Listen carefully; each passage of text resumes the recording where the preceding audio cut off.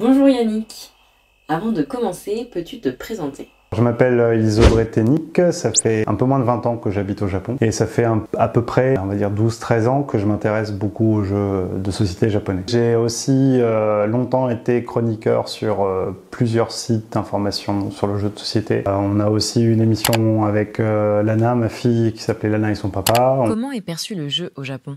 Alors au Japon, le jeu de société est encore, je pense, moins implanté qu'en France. C'est quand même un loisir qui reste très ancré dans des populations bien marquées, plutôt masculines encore aujourd'hui, même s'il y a quand même une diversité de plus en plus importante. Le marché du jeu de société a un nouveau public qui est malgré tout très très différent du public de joueurs qu'on connaît depuis très longtemps au Japon. Peux-tu nous parler du profil de ces joueurs? Alors si je parlais des deux types de profils qui sont aujourd'hui les plus courants, il y a les gens qui visitent les game markets, qui sont des acheteurs assez importants, qui achètent beaucoup de jeux amateurs, mais pas seulement, qui achètent aussi beaucoup de jeux localisés ou même de jeux étrangers en anglais ou en allemand parfois. Et il y a un nouveau public, donc le public des board game cafés, qui est un public beaucoup plus jeune, qui est plutôt un public étudiant, puisque c'est très pratique pour les étudiants et les étudiantes de se retrouver dans un lieu comme celui-là pour passer quelques heures ensemble, c'est pas très cher. Nouvelle question, où est-ce que jouent les Japonais? Alors les Japonais jouent souvent dans des centres culturels qu'ils vont réserver une journée par mois, souvent un samedi ou un dimanche pendant les week-ends. Il y a une explosion du nombre de board game cafés, il doit y avoir à peu près 500 board game cafés maintenant sur le territoire. Et du coup il y a une très forte population qui vient jouer dans les board game cafés. Les étudiants, les étudiantes continuent à utiliser ce lieu comme un lieu de rendez-vous ou passer du bon temps. On joue à la maison, mais il faut vraiment que ce soit des amis très proches, ou alors c'est plutôt dans les communautés expatriées qu'on invite des gens à la maison, mais en général on va jouer dans un lieu neutre, et c'est vrai que les centres culturels qui sont très faciles à réserver au Japon, qui sont souvent disponibles et très très bon marché, sont souvent pris d'assaut les week-ends pour les cercles de jeux et les groupes où on se retrouve à 20, 30, on ramène tous un jeu et on essaye de jouer à tous les jeux qui sont disponibles. C'est des lieux qui sont agréables dans la mesure où on s'expose pas personnellement, et surtout ça permet de rencontrer des gens nouveaux et d'élargir un petit peu le groupe de joueurs et de joueuses avec lesquels on joue régulièrement. Est-ce que tu peux nous estimer le nombre d'auteurs japonais? Alors c'est variable puisque ça change chaque année. On peut définir plusieurs types d'auteurs. Il y a les auteurs et autrices qui sont des gens qui font des jeux depuis très longtemps, qui sont des habitués du game market, qui sortent donc un à deux jeux par an, qui ont parfois des jeux qui ont été signés par des éditeurs étrangers, francophones ou autres. Et il y a aussi un renouvellement très important de cette population d'auteurs et autrices de jeux, puisque très souvent, comme ce sont des cercles d'amis qui appartiennent à des universités ou à des clubs plus privés, ils vont tenter l'aventure du game market et entre amis créer un jeu, essayer d'amasser suffisamment d'argent pour pouvoir avoir un stand au game market et imprimer leur jeu souvent au Japon. Et donc c'est très très difficile de définir un nombre précis d'auteurs et d'autrices parce que ça change tous les ans. Là depuis la Covid-19 évidemment il y a eu une chute assez importante du nombre de nouveaux et de nouvelles autrices, due notamment à la difficulté de faire produire les jeux, de se retrouver entre amis pour essayer les jeux et les tester, et aussi parce qu'il y a eu une montée des prix pour participer au game market sur le prix des stands qui a beaucoup augmenté. Est-ce qu'il y a des clubs d'auteurs de jeux au Japon? De plus en plus, un peu comme en France où il y a des groupes d'auteurs qui se réunissent par région ou par ville, on commence à avoir le même phénomène au Japon. On a quelques groupes, notamment dans la ville où on habite, à Nagoya, où il y a un groupe d'une trentaine, quarantaine d'auteurs et d'autrices qui se réunissent une fois par mois pour essayer avec des gens qui sont pas des amis ou pas de la famille les jeux qu'ils veulent produire pour le game market. Et on commence à avoir des projets dans d'autres villes, Kyoto, Tokyo, etc., où de plus en plus en fait d'auteurs et d'autrices décident de se réunir. Ils se rendent compte que pouvoir essayer les jeux avec un public qui est extérieur au public familial ou public d'amis proches, ça permet d'avoir des retours qui sont quand même beaucoup plus pertinents et constructifs et parfois critiques, et ça permet de retravailler les jeux. Il y a aussi les groupes dans les universités. Il y a énormément d'universités où il y a des clubs de jeux de société, et dans ces clubs de jeux de société parfois il y a des envies de créer des jeux aussi, et c'est là que des jeunes étudiants d'une vingtaine d'années en fait vont se retrouver ensemble, imaginer un jeu ensemble et le produire et le sortir au game market. On retrouve beaucoup ce type d'activité au Japon. Est-ce que tu peux nous parler du game market? En général, c'est 2 fois par an à Tokyo, une fois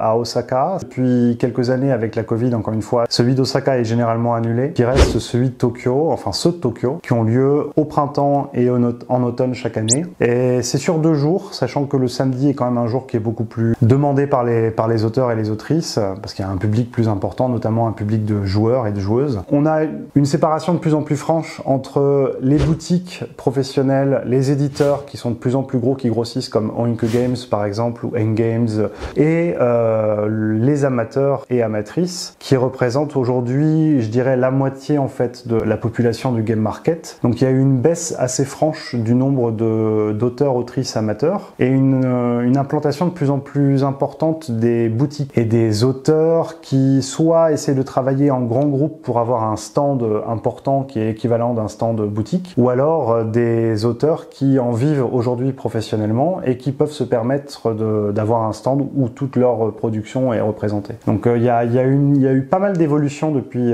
quelques années sur le marché japonais. Les règles sanitaires très strictes au Japon ont fait que la fréquentation du salon est bien inférieure, de moitié je pense, et du coup on a un potentiel d'acheteurs et d'acheteuses qui est beaucoup moins important, et donc des risques financiers qui sont encore plus importants. Énormément de groupes d'auteurs et d'autrices étaient déjà en négatif en fin de salon, et là ça a augmenté en fait ce phénomène de risque financier pris par les amateurs. Mais alors, combien de jeux sortent en moyenne par an au Japon ? Alors c'est en moyenne, on va dire qu'il y a entre 400 et 600 nouvelles créations à chaque game market à Tokyo, ce qui est un nombre hallucinant, j'en conviens. Il y a des années où là, ces dernières années, ça a été plus compliqué, donc les auteurs ont essayé de ressortir des jeux qu'ils avaient déjà sortis. L'effet game market fait que la très grande majorité de la production est vendue pendant ces journées. Il y a de tout, hein.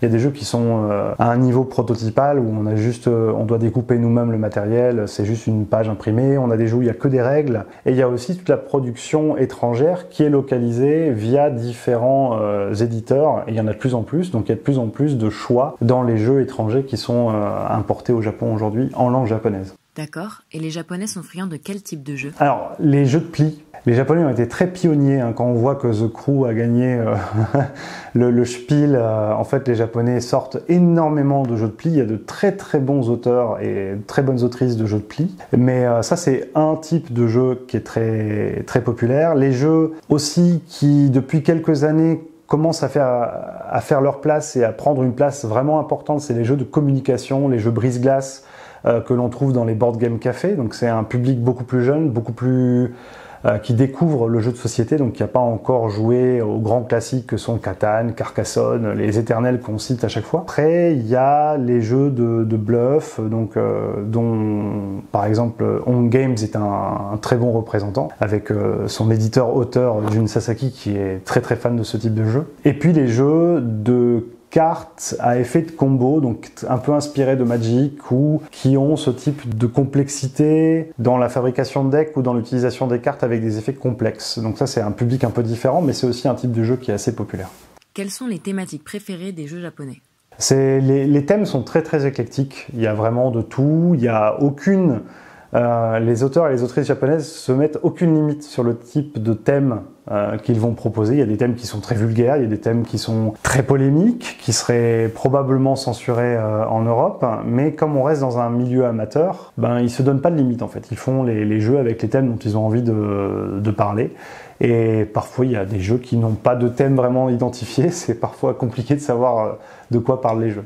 Est-ce que tu peux expliquer ce qui différencie un jeu japonais d'un autre jeu ? Je dirais qu'on revient toujours aux contraintes qui sont imposées par les finances personnelles des gens qui créent, à savoir que comme une grande partie de la production est faite au Japon, ça représente un coût très important. Ce sont des tout petits tirages, en général en moyenne maintenant c'est entre 100 et 200 exemplaires, c'est une norme chez les amateurs. C'est beaucoup de jeux avec des cartes, on va essayer de limiter au maximum le matériel pour pouvoir vendre des jeux dans des boîtes qui sont assez petites, assez plates, ce qui explique aussi pourquoi les jeux de pli sont très populaires parmi les jeux créés. Ce qui n'empêche que certains très gros jeux avec pléthore de matériel sortent aussi. C'est une question de risque financier que sont prêts à prendre les gens qui créent les jeux au Japon. Tu as beaucoup parlé d'auto-édition et de tirage en petits exemplaires, mais alors comment marche la distribution au Japon ? Il n'y a pas vraiment de système de distribution tel qu'on peut les connaître en Europe. Comme on parle d'un milieu de créateurs et de créatrices qui sont plutôt amateurs, tout va se faire, donc le stockage des jeux est souvent fait à la maison. C'est envoyé directement aux boutiques ou aux boutiques en ligne qui ont des lieux de stockage pour vendre les jeux. Et les envois se font principalement par la poste. Donc c'est vraiment de la vente directe des auteurs-autrices vers les plateformes de vente ou les boutiques qui vont proposer les jeux. Qu'en est-il des boutiques spécialisées au Japon? Parmi celles que j'ai pu répertorier, il y a à peu près 70 boutiques spécialisées, avec des boutiques qui sont là depuis très très longtemps, certaines plus de 20 ans. Je pense notamment à Banesto ou à une boutique qui est très connue sur Tokyo qui s'appelle Sugorokuya. Et il y a d'autres nouvelles plateformes en ligne qui sont de plus en plus importantes parce qu'elles ont comme elles commandent beaucoup, elles ont des tarifs qui sont dégressifs et du coup très intéressants pour les gens qui achètent beaucoup de jeux. Et après on a les très gros, on a évidemment Amazon qui est très très utilisé par les groupes d'auteurs aussi pour la vente directe et certaines plateformes typiquement japonaises, enfin uniquement disponibles au Japon, qui sont aujourd'hui un des soutiens, une des plateformes les plus importantes pour la création amateur puisqu'ils acceptent sans aucune limite de vendre les jeux qui sont proposés. Donc en fait on met les jeux en dépôt et si on les vend, on récupère une partie de l'argent et la boutique récupère une partie de l'argent et si au bout d'un certain moment les jeux ne se vendent pas, ils sont renvoyés directement aux auteurs. Comment dire, comme la production c'est souvent des tirages vraiment minimes, on n'a pas un vrai système de distribution tel que les éditeurs français les utilisent aujourd'hui, quoi. Quels sont les jeux japonais les plus connus à l'étranger? En tout cas, le plus marquant, c'était Love Letter, évidemment, de Seiji Kanai. Il y a aussi un jeu qui s'appelle Crossing, d'un auteur qui s'appelle Shinohara, si je dis pas de bêtises. Il y a évidemment un auteur qui est, pour moi, un des auteurs les plus intéressants parmi les japonais, c'est Hisashi Hayashi, qui a fait beaucoup de jeux. Dans les jeux les plus connus de lui, il y a un jeu qui s'appelle Yokohama, par exemple, qui est un jeu de placement d'ouvriers assez costaud. Il a aussi fait un jeu qui s'appelle Bomb Squad, qui va sortir en France bientôt, j'imagine.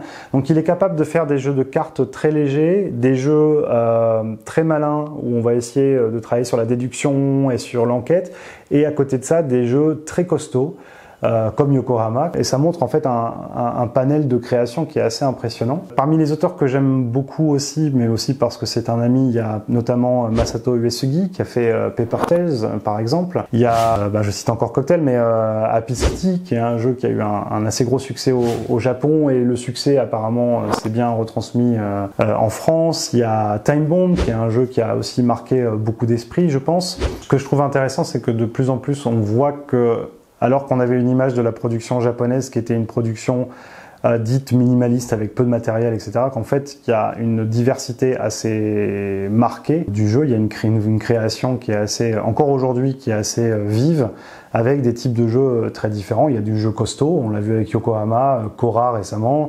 Il y a du jeu beaucoup plus léger, Happy City, qui est un jeu qui est très bien pour les gens qui découvrent le jeu ou qui veulent jouer en famille. Il y a des jeux de cartes, il y a des jeux de déduction, il y a énormément de types différents de jeux. Et en fait, on soupçonne pas forcément cette création parce qu'on s'est limité parfois à cette vision peu de matériel, quelques cartes, une petite boîte pour un prix assez élevé. Mais en fait, il y a une vraie création qui touche un peu à toutes les catégories, à tous les genres de jeux. Et ça qui est intéressant, c'est d'essayer de trouver les différents jeux qui apportent une chose différente à cette image un peu stéréotypée qu'on a de la création japonaise. Y a-t-il des auteurs français connus au Japon? Alors, il y a des auteurs français connus, il y a notamment Antoine Boza, qui est très connu grâce à Seven Wonders. Il y a Bruno Faiduti, qui est un auteur parmi les plus connus au Japon, notamment grâce à Citadel. Mais après, dans la création francophone, je pense que les Japonais restent encore sur un amour très très marqué pour les auteurs allemands. Je veux dire, les Kissling, Kramer... Friedman Friese, Rainer Knizia, Dr Knizia, ça c'est le dieu des joueurs japonais. Mais ce sont des auteurs qui ont été découverts avec les pionniers du jeu de société au Japon et ils ont gardé cette image très très forte, très allemande du jeu de société au Japon. Pour finir, peux-tu nous dire ton auteur et ton jeu japonais préféré?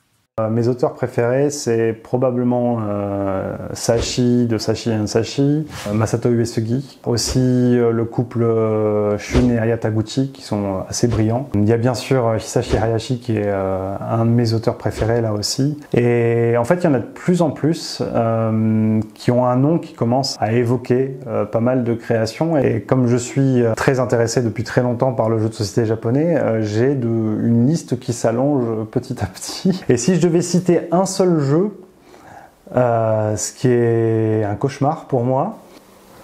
Allez, 2, je suis généreuse. 2. Probablement Love Letter, parce que c'est un jeu qui a marqué pas seulement le marché japonais, pas seulement le marché américain qu'il a découvert en premier, mais le marché mondial. Et le deuxième jeu, qui est un jeu que j'aime beaucoup, Basselu Totsukuro, qui est ressorti en Europe et aux États-Unis sous le nom de Get On Board, parce que les roll and write, les flip and write, etc., c'est un genre qu'on aime assez. Je sais qu'il y a des gens qui sont très allergiques à ce type de jeu. On a l'impression que le jeu n'a pas de limite, comme c'est géographiquement identifié. On peut imaginer que ça pourrait être recréé dans différents univers avec des petites modifications de règles, et c'est ça qui est vraiment intéressant. Et puis je vais en rajouter un troisième, même si j'ai pas le droit. Je pense que j'ajouterais aussi Imagine, dans la mesure où cette idée très simple, qui paraît évidente une fois qu'on a vu le jeu, d'avoir des cartes transparentes et d'essayer de faire deviner un sujet à quelqu'un, on pourrait se dire qu'elle est si évidente que tout le monde devrait pouvoir la voir, et c'est ce qui la rend encore plus belle. Et c'est un jeu qui a, je pense, réussi à s'installer, à s'imposer, et qui est capable en fait qui est pas limité par les frontières, parce que linguistiquement il n'y a aucune dépendance. C'est un jeu qui donne l'impression qu'il n'y a pas de limite à la création des joueurs et qu'on peut faire deviner n'importe quoi avec juste un ensemble de cartes transparentes. Ça, c'est aussi un jeu qui m'a marqué, je pense. Super, c'est tout pour moi, merci beaucoup. Merci à toi.